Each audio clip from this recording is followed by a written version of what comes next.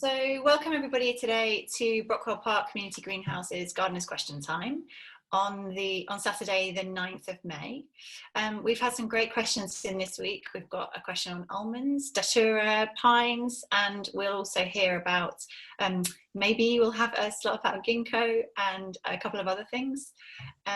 So without further ado, I think I will kick off with a question that we had from Kristen. Which is about almond trees. Kristen says, I'm responsible for 2 young almond trees in Homewood Gardens. They developed terrible peach leaf curl for the 2nd year running. It's worse than last year. I'm going to remove the diseased leaves and some branches that were making it congested.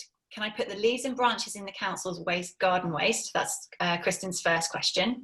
Can the stuff be put into local garden waste? And do you have any other advice for improving the health of our almond trees, which is a question for our panel. Does anybody feel they can offer a help to Kristen?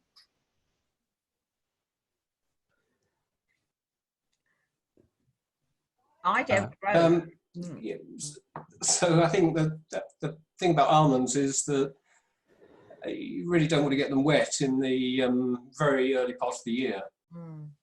And I believe somebody has suggested growing them in the south of France is probably the best solution.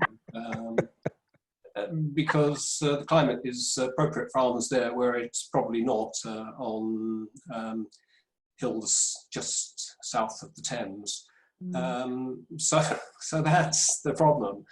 It's not conducive, is it? If you're going to grow a peach or a nectarine or an almond in London, then put it against a wall and then shelter it with whatever you've got to hand, polythene, an old tarp or whatever, from the top, from late December, mid-December. You don't want to be doing it over Christmas, do you? And leave it there till well, hey, you know, about now, actually, possibly slightly earlier. This doesn't necessarily improve the look of your garden for the winter. So you might like to consider choosing a fabric that has plants on it, for instance, or painting a tree on it whilst it's there. But honestly, if you want to grow these things, you do have to shelter them in the early part of the year, or you're going to get this fungus transmitted. As a thought about the waste,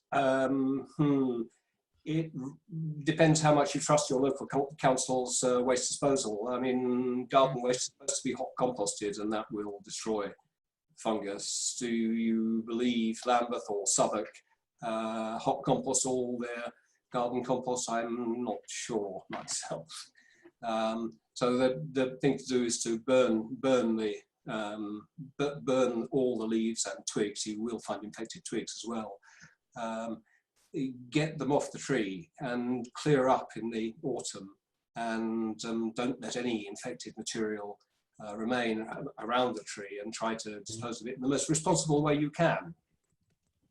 I think the tree is quite a small tree, isn't it? The trees. So on a small tree, you can try, if you it's a good idea to try and pull off the infected leaves before they go all mildewy with the when it goes white, a white on the surface, then that indicates the spores are being produced. So if you can get the leaves off before then, and definitely put them in a black plastic bag and at least seal it and chuck it in the normal waste, not in the I wouldn't put it in the garden waste for sure. And because you'd be concerned about it spreading, David. Yeah. And I mean, the fungus spread. The fungus hangs over winters in the bud cases, I think, and in the kind of crooks of the branches.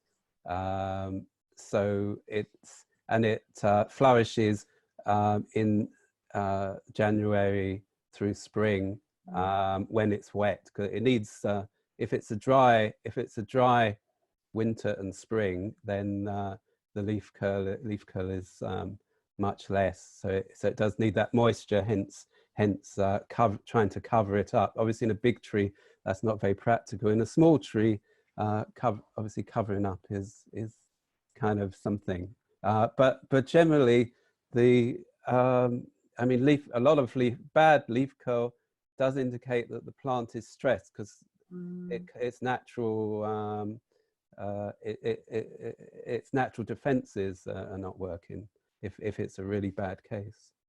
So increasing the health of the plant is probably the best thing you can do. Chris is right, though. I think it's not the best climate for almonds and peaches and nectarines. And I do believe now some people, the newer varieties of nectarines and peaches are easier to grow. But I'm not sure about almonds. I can always remember seeing, weedy looking almond trees that never looked as if they were flourishing, and determined not to try and grow them myself for that reason. And we've had a go with both peaches and nectarines and in the walled garden with no success. I mean, we have cropped them, but eventually the disease takes over. So they're hard work, aren't they? Yes. Yeah. Hard work. So you'd have to be very talented, very lucky, all the protection, all that hard work. Yeah, but is our questioner here? I don't think so, unfortunately. Well, so right. I mean, I'm interested why she has responsibility for these almond trees, how big they are, and where they're sited, and so on. I had, in her absence, I had a little look on Google Earth at the garden, and there are some little trees in bloom which look very either peach or almondy. In our questioner's garden? No, these are in a community garden. Oh, right. It's a square, it's not square, but it's a triangle shape. But it's, what I noticed, they're very young trees, and they're, in the sense, have still got kind of some sort of protection around them. Right. And there's a whole load, there's a number of them. And if these are the ones, because it's quite hard to identify trees from Google Earth, I don't think we should let this get out. Anyway, they are seem very exposed positions. Okay.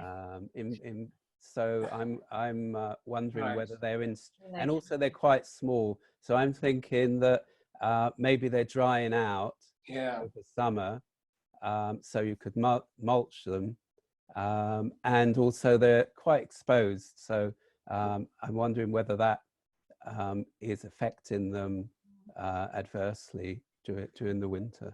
Oh, loads of things there for Kristen to have a think about, and maybe next time she can come back and tell us about whether those things are true, whether, David, your Google Earth photograph would be useful, or something like that. Excellent. We'd like to see them. Yeah. See them. Okay, well, that's one for next time. I'm going to move this on. So last week, Josh and Rita had a conversation in our last Gardener's Question Time about Avery Hill, and Josh promised that he would see what he could find out about what was going on there. So we're just going to have a short break to talk about that. And Rita, you were correct. The University of Greenwich abandoned their lottery fund bid and made a decision to sell the site and the Winter Garden in 2015. Oh. So the university, well, that's quite a shock, but there is a community-led campaign, a local campaign led to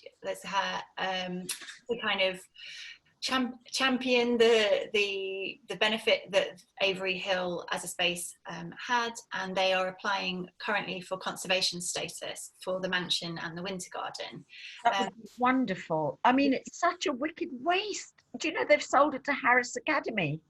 Ah, yes, yes. So they want to have a boys' school, and there's a huge school directly opposite, a massive 2,000 pupil school. How many boys do we want to import to Avery Hill and deprive the public of something we've enjoyed? and Avery Hill is superb. They do the park run every Saturday, and it's so well attended. It's just, you know, Avery Hill Park is a really good park. Definitely. And so if people The gardens are stunning. They're stunning. They've spent over the years, they've had the grants, they've restored it. It's magical, the Winter Gardens. And you're definitely not the only person who feels that way. So if people did want to find out more and get to be part of the campaign, you can go online at averyhillpark.org.uk/save Avery Hill. And there's a public consultation happening at the moment. Yeah. So if people want to do that, they can put their weight behind that, sign up for the mailing list and all that good stuff. So thank you, Rita. Alice, if it's already been sold, isn't it too late? If it's already been sold. Well, no, actually, what I said to the Gardener's Question Time last time was about the curriculum centre, which, who was it? Was it not Chris? It was someone else who said it came under the Education, Greater London Education Authority in the old days, this wonderful bit of land, which is on the opposite side of Avery Hill Park, just a couple of 100 yards further up. It was Doug. Oh, it was Doug. Doug knew about it. Yeah. So that all that beautiful land, because you know, Avery Hill Park used to produce all the bedding plants for the borough of Greenwich, but the curriculum centre was across this big road on the other side, further up near the golf course, and it is just really fabulous land. It's been mothballed, that curriculum centre, and they're guardians living in the house. It was run as a small holding, as a little farmstead, and that's how the children were educated. Do you see what I mean? They used to go regularly and see what David was doing, and they had animals and classrooms and hens and everything, lovely ponds with reeds, just a very good education centre, nature education centre. And then one year, what do you call that place? The RHS, the Chelsea Flower Show, donated a garden, was that like a herb and growing garden, so the children learned then from that garden. It sounds like a wonderful place. But it's mothballed, Alice. Yeah. Well, hopefully they can do something with the campaign. But it was, maybe we can talk about it another day. Okay. Thank you. So we're going to move on to a question from Cleo. And I think, Cleo, you are here today. Would you like to read out your question, Cleo? Or let me unmute you. Would you like to ask the panel about your finds? Yes, I gathered them in Spain just before the lockdown, and they're just about this high. And I planted them all in this barrel with some sand and some compost, and they seem to have rooted very well, but all the leaves have gone brown, and I just wonder if that's normal and if they'll survive.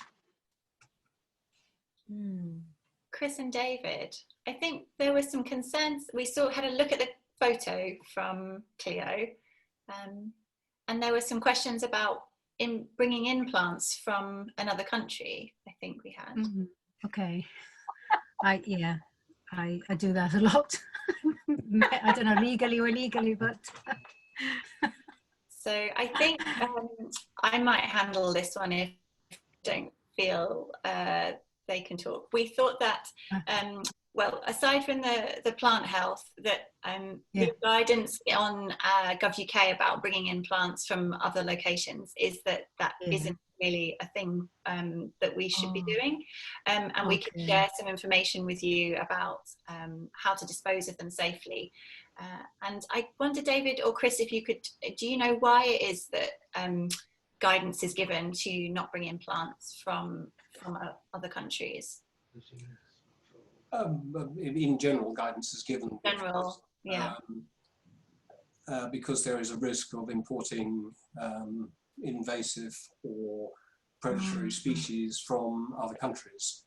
I mean, you only have to think back to Dutch elm disease, where where the infection came from Holland. when we imported young elm trees. And so, we were importing things all the time. And there are systems for gaining a phytosanitary certificate for plants that have satisfied the sanitary. Sorry, a phyto, what was that? For entering the country, but things that you gather by the wayside are likely to bring other things with them. And you've only got to look at crayfish in British rivers to know how easy it is to introduce species that completely decimate the natural environment, and that's the risk, and that's why those regulations are in place. Right, I had no idea.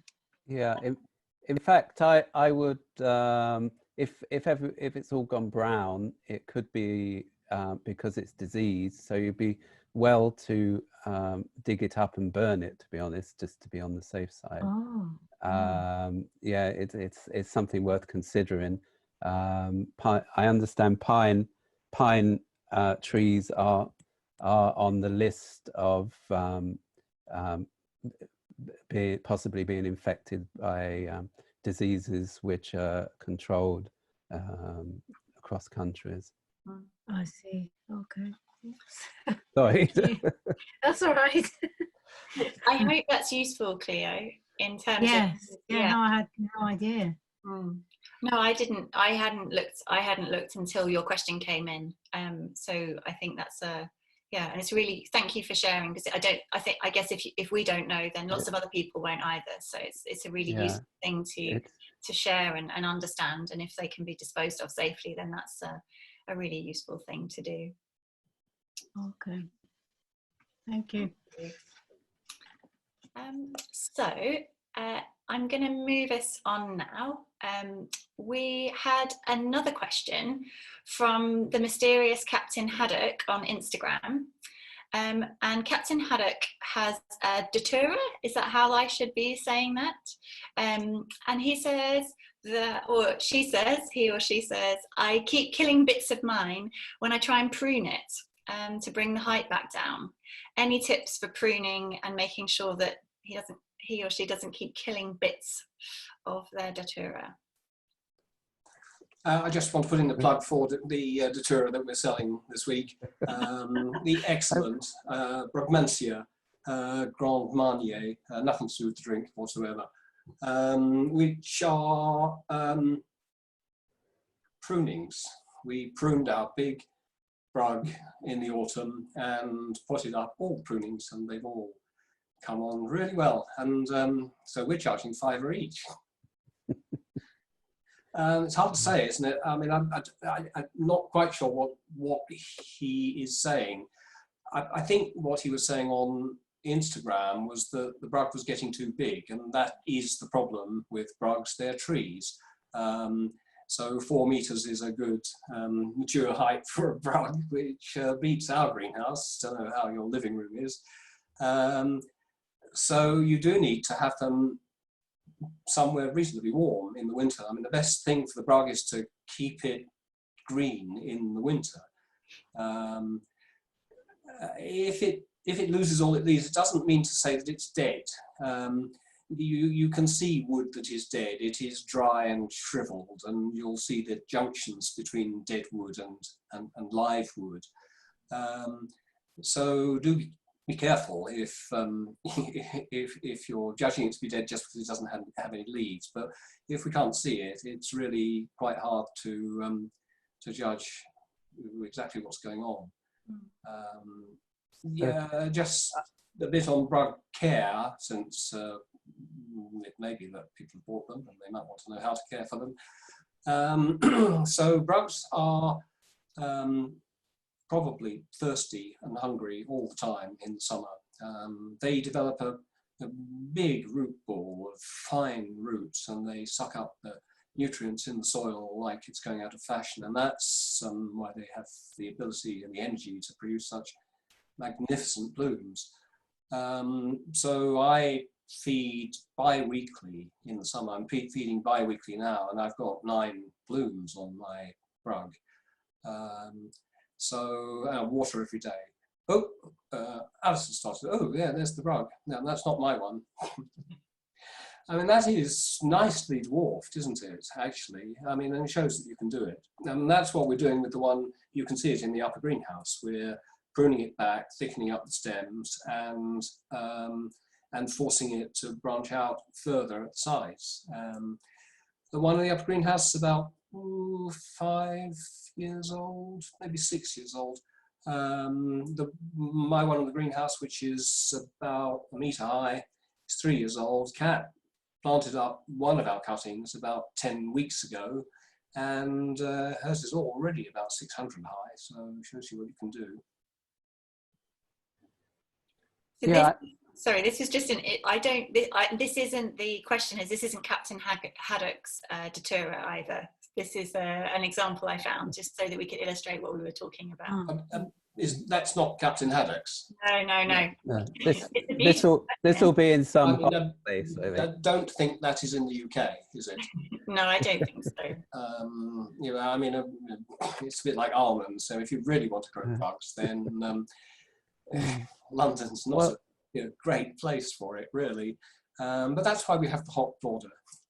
I mean, it's a bit difficult to know the problem because we can't see how it's been pruned. But I'm wondering whether, if it's a very tall tree, that it has been pruned back to very hardwood, and whether that is it's been pruned back a bit too far, or where it's been pruned to. I presume. I mean, it wasn't clear to me whether it's been pruned for the sides or to get it through winter. I mean, were you clear on that? If I missed something. No, unfortunately, the question's very short that we've been sent. Yeah, so I mean, it may be a overwintering issue, or the time of the year when it was pruned is another issue, isn't it? Okay. So no other advice for Captain Haddock without being able to see the specimen. No. Okay. I'm going to stop sharing for a second. So we have a question. Those are all the questions that we were sent in from our beforehand when we put out a call for questions. But I believe that David, you have a question today about ginkgos. Yeah, I'm just getting the picture up. There we go. I can't make it full screen, unfortunately.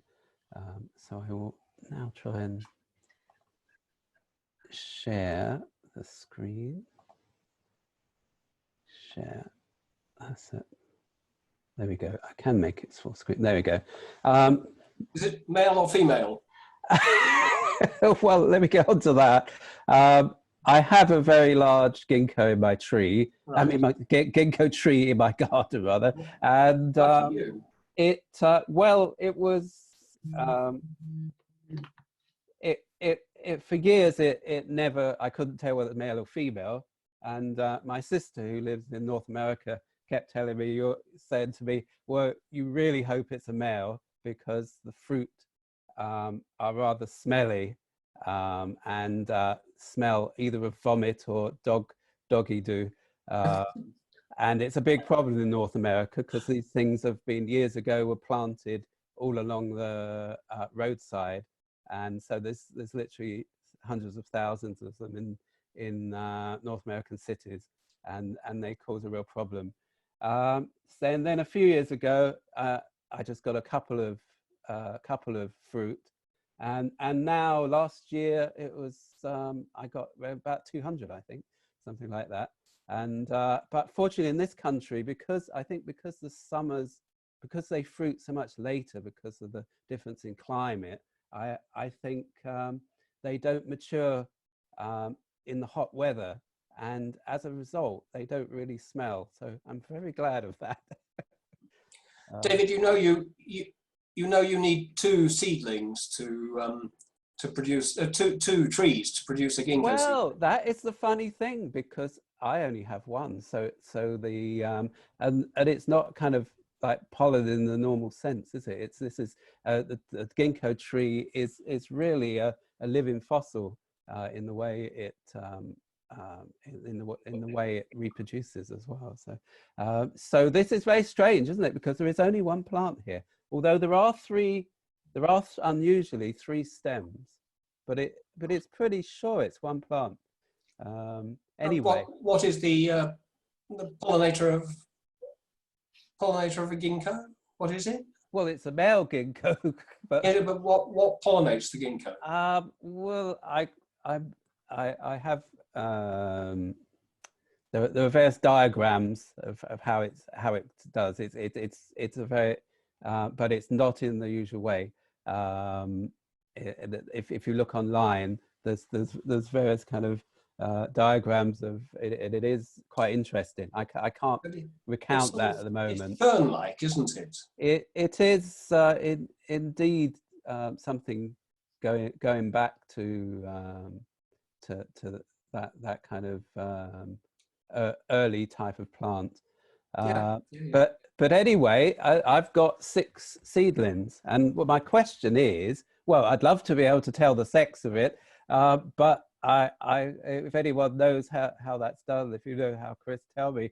But what I want to know, the actual question is, they're all growing in various pots where other plants are quite established plants are growing, and I'm wondering whether I should take the risk of taking them out now, or whether, because a ginkgo tree is a deciduous tree, whether I should wait till winter and try and do it then.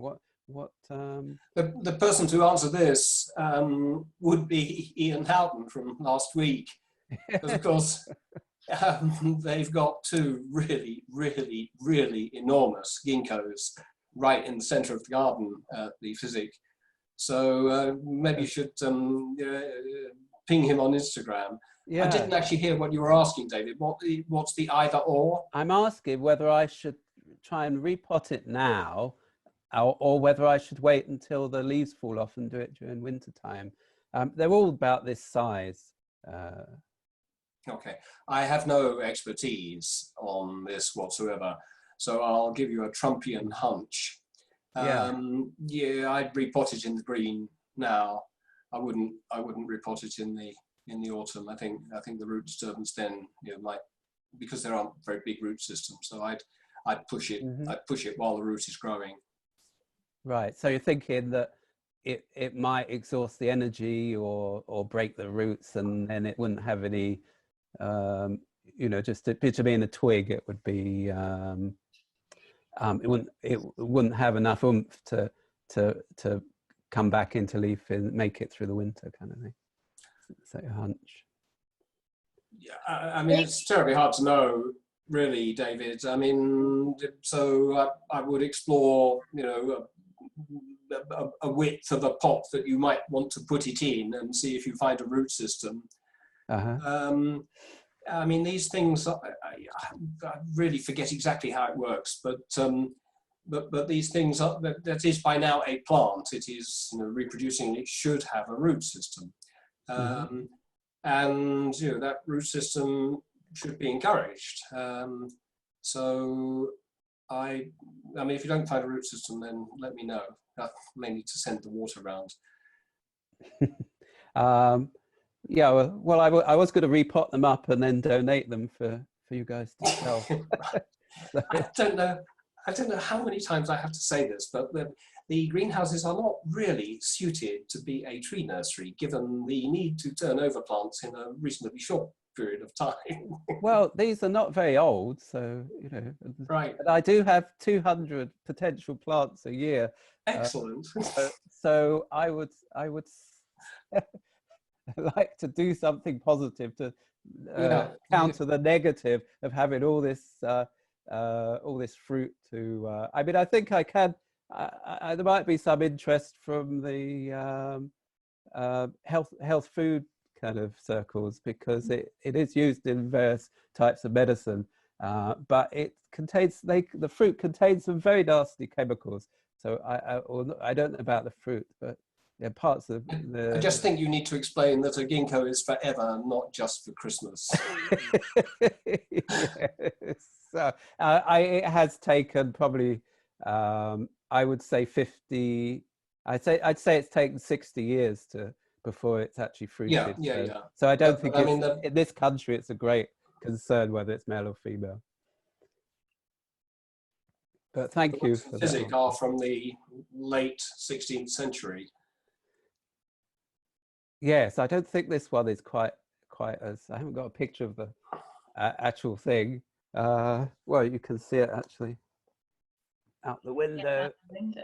They'll possibly see it there, or maybe I think there's too much sun, I'm afraid. I think we should definitely have a show and tell houseplant edition. Maybe that's the thing for next week. I really like that idea. Bring your own houseplant. I think that's lovely. Yeah.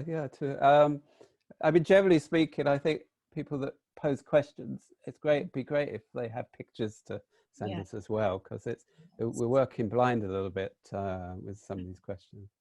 Fantastic. So it sounds like the verdict is, if you're going to repot them, do it now. And then about what you're going to do with 6 of the plants is up to you, David. Doesn't sound like Chris thinks they've got a home in there. Well, I'd be happy to sell them. No, I mean, if they establish, then but I'd sell them this year. Yeah, I wasn't going to wait until. I mean, very rare, very rare. Yeah, they also could be bonsai'd, you know. So. Perfect. Right. Well, I'll provide the sales and you provide the bonsai course. Well, yeah, I think it's best if people in their early 20s or earlier or younger. Yeah. Mid-teens probably. Signed up for that. Have any sort of chance whatsoever. Yeah. Well, anyway, thanks for that answer. Thank you. I wanted to take a pause here and see whether anybody else who's joined us today, so Diane, Rita or Cleo, would like to ask a question. If you don't want to ask it out loud, you can type into chat, which you can see in the bar at the bottom of your screen, if you'd like to do that. So I'm just going to take a little pause. And if we don't have any questions, I think David might be able to share some things that he's been up to in the last week or so, taking cuttings.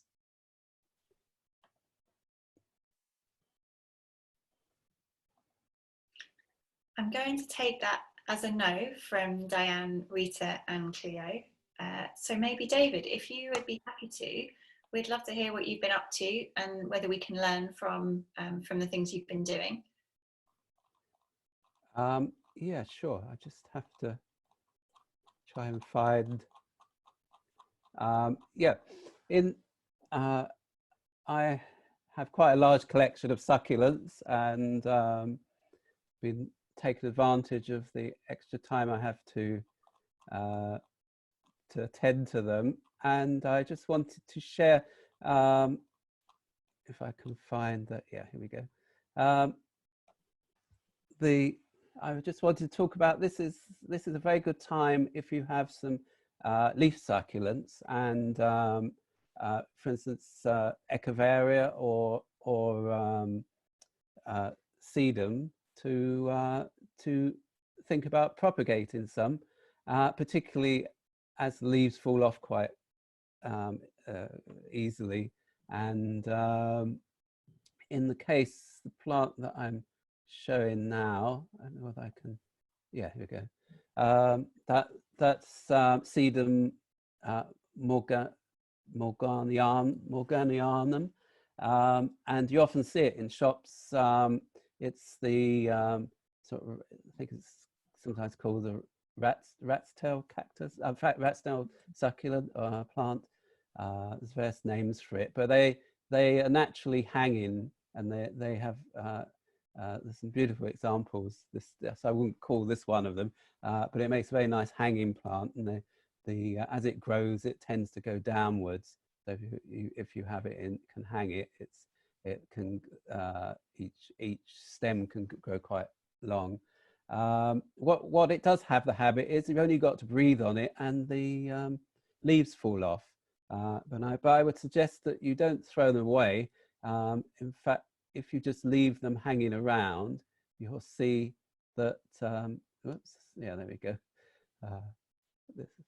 You can see that I haven't even put them in soil, and you can see they're beginning to grow little plantlets. Is those the little buds that are appearing where they've broken off? Yeah, yeah, it will grow, usually sometimes it's roots first, and sometimes it's little leaf buds, leaf buds first, and stem. You can see there's quite a stem on one of those in the corner, and I literally have not sprayed it or anything. I've just collected those up from around the pot, and as you can see what they do is you can see that the original leaves are all going a bit wrinkly, and that's because the new growth is taking all the liquid it needs from that leaf and all the energy. So it's at the moment, because the leaf is quite so big in relation to the small bud, that it's probably all it needs. And so the thing to do is, and the same will happen with echeverias, which generally have rather larger leaves. And you don't really need to do anything other than just leave them on the window ledge and wait for them to grow. Some people put them onto soil to encourage them, and then which is slightly damp, that's fine. But at some stage these need to be potted up. So if you get some suitable cactus soil, cactus and succulent soil, and that you can just get that in hopefully when garden centres open up again, you'll be able to purchase such things, and you just leave it on there, or just stick it in the side of the pot. That's fine, but don't bury the tip. Don't bury the end where the growth is going to occur. Just leave it on the surface. Because the light needs to get to the end, and what will happen is the roots, as you can see in the bottom of the picture, the roots are just beginning to form those there, and they're going downwards. So they'll naturally go down into the soil, and just let them do them thing. Maybe once it gets to that stage, once there's some little buds, just carefully build up the soil a little bit round the base of the original leaf, so that to encourage the roots to go down, and then just wait for it to grow. Just wait for it to grow, and then you have a plant. Eventually, the leaf will shrivel so much that you can kind of pull it off, but there's no hurry to do that. And so that's my tip. You can get from one plant, you can get literally dozens of new plants. Thank you. Are there any questions for David about growing things just by leaving them on the surface of the soil? I should say that you have to be patient with this. We're talking about probably months rather than days here. And the growth that we're seeing here is over the course of months. I would say they probably fell off the end of last year or early this year. Yeah. So, okay. But they didn't fall off a week ago, because it will take a good in this weather. They'll grow probably in 3 weeks. We'll start to see something but not before then. Great, thank you, David. I'm trying to work out how to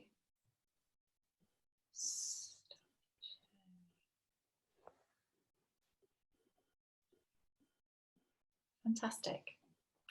Well, it doesn't look like we've got any more questions today. I wondered if anybody had anything else they'd like to share. shall I just show you a picture of the recently planted sensory border? I'm not sure it's going to make any sense, but let's have a quick look, shall we? Let's do that. That would be wonderful. Thanks, Chris. How do I do this? At the bottom, there's a green icon that says share your screen. Yeah, okay. Aha, the sensory border. Oh, wow. This has been a project of the Border Workshop, which has been running since last October. There have been a hardcore of at least 10, up to 18 people working on all the ornamental around the garden, but the focus this year has been on redesigning this border. I'm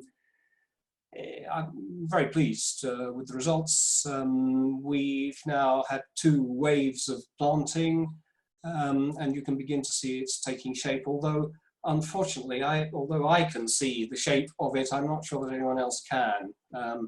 Is my mouse visible? Yes, we can see a little cross. It's very faint. How do I get a better mouse than that? I think it's okay. I think it's okay. Ah, there we that's go. good. Look, That's it. slightly Thank better you. mouse. Yeah, so a number of members of the group designed different aspects, but the most striking aspect about this was designed by Lynn, who wanted to have a sort of river running through it.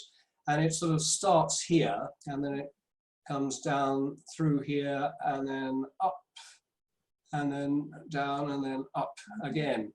And it's now planted out with 2 types of poppies, and with 2 types of aquilegia, with 2 types of geum, with a grass, a rather wispy grass, and with some nerines for the autumn. I think it's going to be absolutely lovely. Heidi in particular wanted to have these 2 vertically oriented structures, and the team have built them, and we've put climbers inside them. You can see they're just beginning to come through now. We're waiting for 52 chamomile plugs to go here. This is going to be a chamomile seat. And you can't probably see, perhaps I can, yes I can. Even now I can increase the, so this has been planted out with dianthus seedlings grown in the greenhouse, and there are also, no, I do want to do that. There are also these little Dorrit small sunflowers dotted around through the border. At the back, we have, how do I move the thing? There we go. Ooh, yes, some Nyctianas, and then the very back, and yes, I probably can do this, look. These are Celosia cristata.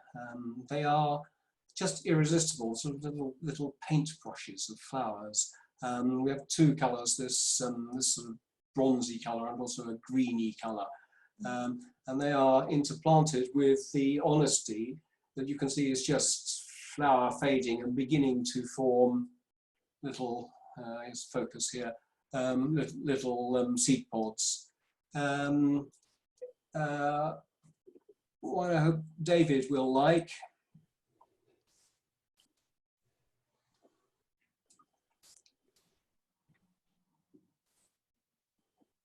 Ah, yes, peeping out from behind the strawberries. Like that one, David? What am I looking at? This structure here. Oh, an aeonium. It's an aeonium, not a very distinguished aeonium, but nevertheless a nice specimen. Okay. I'm hoping it's going to get enough sun there. Yeah, it's well, aeoniums most come from the Canary Islands, so Don't come. they come from the Canary Islands. They So, do, and they so they can probably be a want a bit drier sensitive. environment than this, but we feel lucky. Has, If you look, I don't know if you're going to be able to see this. Hey, yes, you can.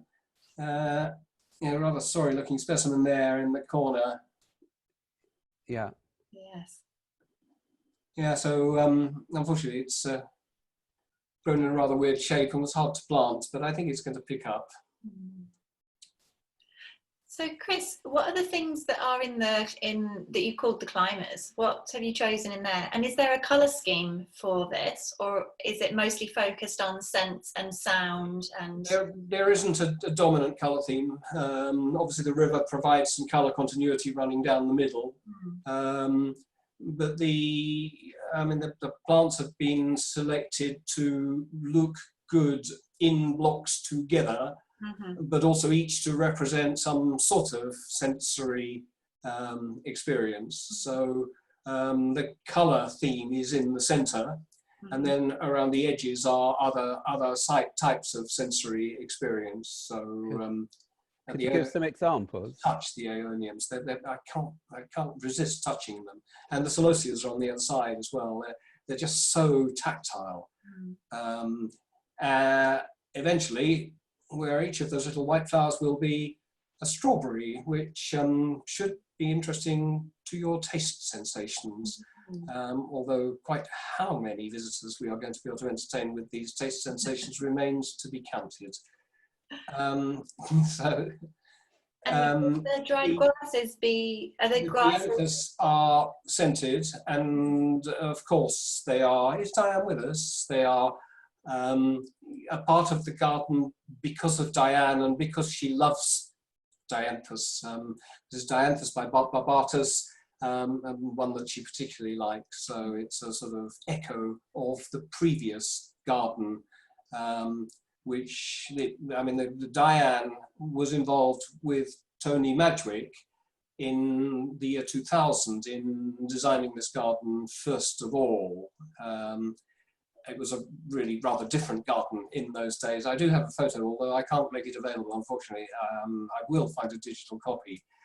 Where are we? We're off the screen.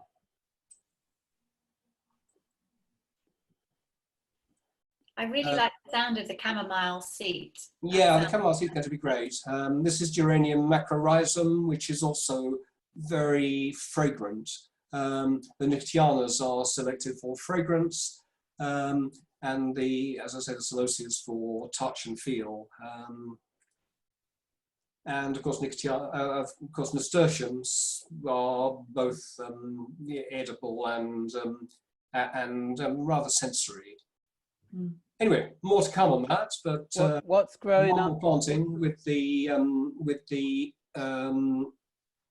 chamomile and some little bits of tidying up. But we're very pleased with what's been achieved during lockdown. Now, what's growing on the process? What's the climbing plant then that's growing on the frame in the structure on the foreground? David, I can't hear. Sorry. What's I was just asking. What's the climbing plant on the basket frame in the foreground? It's a britza. It's selected by Heidi. I'm not sure I know very much about it. Oh, but it is scented. That's the point. Okay. I'm not familiar with that. Thank you. Now, is my screen unshared now? I can stop you sharing it. Yeah, okay. I've stopped you sharing, yeah. Thank you, Chris. It looks absolutely... Yes, if only I had a little better grip on the technology. We're all learning, aren't we? Yeah. I don't think that detracted from the fact that we've got... I was Saudi Arabia's top-rated game show producer 3 years running. So, hey, I ought to be able to do vision control. You've got high standards, Chris. Much higher production values than we've got here. Yeah. I I think we're, yeah. Well, I think we're gonna need to all acquire these skills for a while. Yeah. The scapes we have got ourselves into. It's been a great session. I think we're probably going to wrap up there. Okay, We've well that's... covered all of our questions. So we've talked about pines and almonds and datura. We've spoken about ginkgo. David, I can't remember it was called a rat-tailed.